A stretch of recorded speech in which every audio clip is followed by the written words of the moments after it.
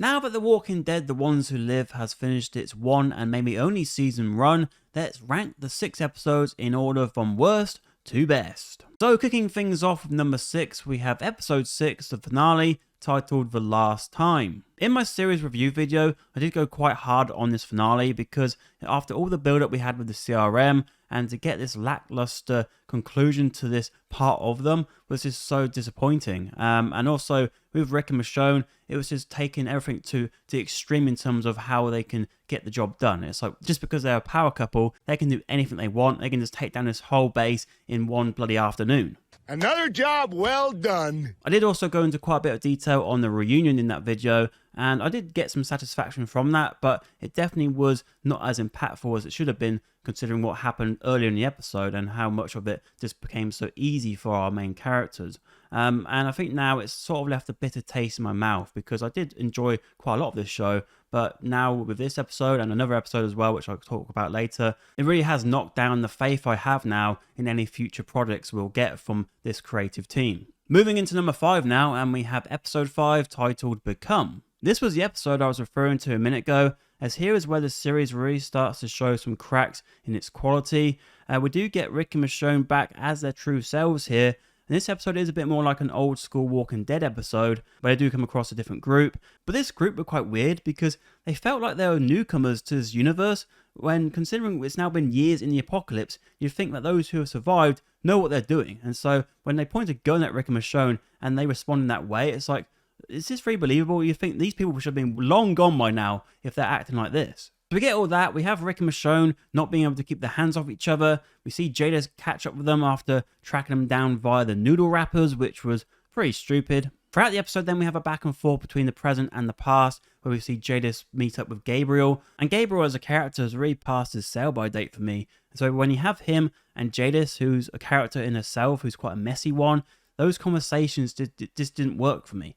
And so we kept going back and forth between that, and every time we went back, it really halted the momentum of the episode. But even when we go back to the present day scenes, I can't say they were that enthralling, and that action scene in particular with Jadis at the end, that felt really cheap. And I think just for Jadis, it just didn't work. That needed more time for that to develop, because like I said in my series review, this vendetta doesn't feel like it's one which I can believe, and that was a big issue for it. And so if they wanted to do that, that's fine, but have more episodes to flesh this out. Okay, moving into number 4 now, and we have episode 3, which is titled Bye. This is where on the list it starts to get difficult, because I didn't like the last 2 episodes, and so they were easily my bottom 2, but these first 4 I did enjoy, but they're all quite different from each other. Episode 3 is actually the only episode where, from the start, we have Rick and Michonne walking on eggshells while they're trying to navigate the CRM. And there are plenty of things I enjoyed in this episode, like seeing Rick give Jadis a bit of slack about her haircut, seeing Rick and Michonne have that friction, and seeing a bit of character development with General Beale and Thorne. But the issue is, with Rick and Michonne, they do get further development in episode 4, whereas with General Beale and with Thorne, this is just a snippet of their characters, and so it's all wasted potential when we get the context that in the finale, they both go out and die. This episode, though, did end in a very memorable fashion, as we see Michonne and Rick jump out of a helicopter. And I'll say with this episode as a whole, that was the best part about it, seeing Michonne's reaction to Rick, because she didn't really say much throughout the episode at all, but seeing that reaction was definitely the highlight. Getting into the top 3 now, and in number 3 we have episode 1, which is titled Years. With this episode being the first episode and the first time we see Rick Grimes in years, it does have a special place because it was just such a great experience being able to see our favourite character again in this new environment, and also learn a lot more about the CRM, see General Beale for the first time, meet a character like Okafor, who I really enjoyed, and it's a shame that he was only a 1 episode character. I think there was certainly an overuse of the inner monologuing we had in this episode, but how it all kicked off with Rick chopping off his hand was a great way to jump us into the spin-off, and how it ended as well, seeing Rick reunite with Michonne, that really just got that hype going for this series. So moving into the top 2 now, and in number 2 we have episode 4, which is titled What We. This episode was solely based on Rick and Michonne and their relationship, and with Michonne trying to pull Rick back into the Rick we all know him to be.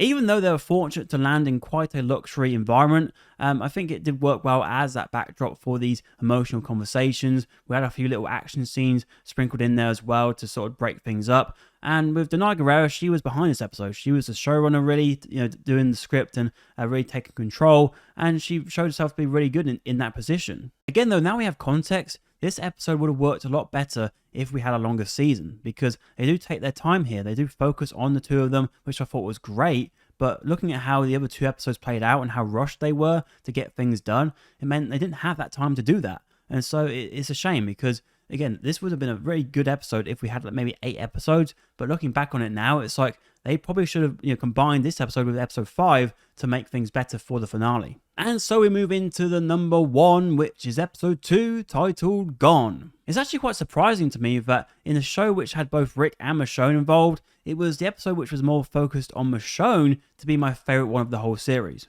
Like we had with Okafor in episode 1, Nat only lasts 1 episode, and it was a shame because he really left a great impression on me. I thought his chemistry with Michonne worked really well. I'd have loved to have seen more scenes between the two of them. Everything here I just thought was paced very well, and there's some particular scenes like when the CRM attacked Michonne and the group which really stick out in your mind. Because there we got to see the danger of the CRM and the threat they hold and see it from the other point of view. So this episode didn't just include Michonne tracking down Rick, we also got to see that whole reunion play out. We saw the two of them in the CRM as well, and Rick meet up with Jadis. So there's a lot in this episode packed in, especially towards the ending. So when I look back on the series as a whole, this one does stand out because we've got so much here, and also it was done in a way which didn't feel like it was rushing through it. It just felt like it was getting to the point where it was starting to tease what's to come. Now, unfortunately, we know there wasn't that much to come, but if I had to rewatch this series, this would be the episode I look forward to the most. And that's a question, actually. Would you rewatch The Ones Who Live? Because I've rewatched The Walking Dead a few times, but I don't really have any intention to watch this again now I've seen how it all plays out. But anyway, let me know your thoughts on my episode rankings in the comments below.